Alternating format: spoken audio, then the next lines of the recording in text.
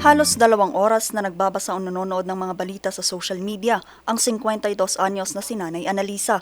Dahil nagwo-work kami, ma'am, mga 3 hours to 4 hours lang hanggang makatulog, ganun. Oo. Pero more on nanonood kami ng mga news sa TV. Pero sa dami raw ng mga naglipa ng balita sa social media, ang ilan dito hindi niya matukoy kung ito nga ba ay fake news. Karamihan rin daw kasi sa mga ito, may mga kadudadudang link na kailangan buksan para mabasa ang buong detalye. Tinitignan palagi yung source, kung talaga bang galing sa government, office, ganun.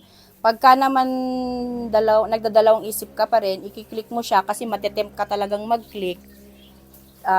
Alam mo naman kung iba na yung lalabas. Tsaka pag mga pictures, iba na talaga yung lalabas, wag mo nang ituloy.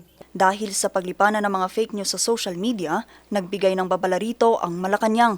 Sinabi rin nito na kailangan maging mapanuri ang publiko sa mga nakikita sa social media para maiwasang mabudol ng fake news. Nauna nang pinabulaanan ng Malacanang ang mga naglipa ng fake news tungkol sa pagkaaresto ni dating Pangulong Rodrigo Duterte sa war on drugs nito.